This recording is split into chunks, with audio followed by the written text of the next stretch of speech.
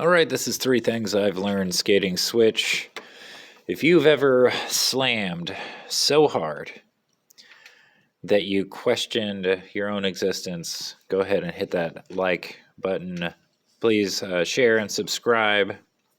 Let's get into this. Number 1, skating switch sucks. I've basically been skating switch only for the past 3 weeks, and I can tell you that skating switch sucks. It's not that the tricks are awkward, which they are, or anything like that, but it is basically because literally no one cares. If you do a switch trick really well, then no one even knows that you skated switch. They just go, awesome trick, dude, and move on with their life. I don't know how many switch tricks I've seen in video parts, which I didn't know were switch because they just look too good. If it looks like you are skating switch, then it pretty much means that you look bad. So everyone and anyone just assumes that this is the first time you have ever stepped on a board, so they ignore you. What's even worse is if you are putting it on YouTube and you get advice from people who think you are a beginner, even though switch is in the title or the description. They just see you looking all bad and decide that they will chime in with their sage advice. You had to bend your knees, bro. The only good thing about skating switch is that it does seem to make you a better skater. Number 2. Trick tips don't work. I know how to drop it on a quarter pipe in my regular stance. I stomp down on my front foot like the ramp owes me money. I know how to commit.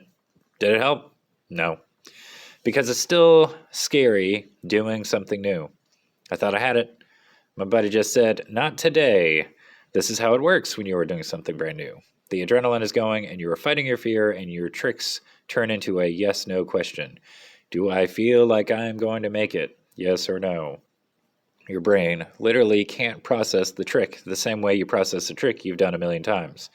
When you've done it a million times, you notice the subtle position of your pinky toes and how the rotational momentum of your shoulders kicks you out of a slide, or how your front foot drives a 50-50 grind. But all that goes out the window when it is something completely new. So yeah, trick tips don't work, at least not all the time. Number 3. Learning new tricks is painful. I've slammed more times in the last 2 weeks than I have in the previous 3 months. I had a pretty good slam last month, but I've just destroyed myself going after these switch tricks. The worst part is that skating around switch is still super awkward. I think when we learn tricks, we are also learning how to bail on those same tricks. We figure out how we're going to fall and we guard against it.